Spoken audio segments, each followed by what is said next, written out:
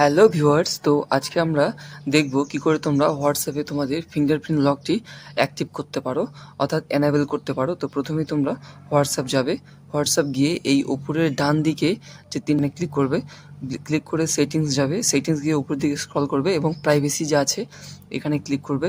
Privacy click করে উপর দিকে উঠাবে এবং এখানে লেখা থাকবে অ্যাপ লকটাকে ক্লিক করবে এবং এখান থেকে এই যে আনলক উইথ বায়োমেট্রিক এটাকে অন করে দিবে এবং তারপরে তোমাদের এখানে ফিঙ্গারপ্রিন্টটা দিয়ে দিবে এবং এইখানে তোমাদের একটা অপশন দেখাবে যে তোমরা যে লকটি করতে চাও সেটা কি ইমিডিয়েটলি করতে চাও না আফটার 1 মিনিট। অর্থাৎ তোমরা মনে করো হোয়াটসঅ্যাপ ওপেন করলে, হোয়াটসঅ্যাপ ওপেন করার পর যখন তোমরা ব্যাক করে দিলে তখন 1 মিনিট পর এই লকটি হবে।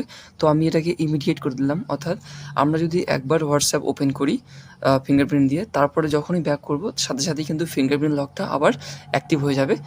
এটা আমি অন করে দিলাম এবং তখন আমি তারপরে ব্যাক করে দিলাম। এরপর থেকে আমি যখন হোয়াটসঅ্যাপ খুলবো, ধরো এই যে হোয়াটসঅ্যাপ খুলবো, তখন কিন্তু আমাদের ফিঙ্গারপ্রিন্ট চাইবে এবং ফিঙ্গারপ্রিন্টটা এখানে দিলেই লক খুলে যাবে। ধন্যবাদ। এরকম আরও ইনফরমেটিভ ভিডিও পেতে হলে PR টেক মেন্টর চ্যানেলকে সাবস্ক্রাইব করুন, লাইক করুন এবং শেয়ার করে দিন।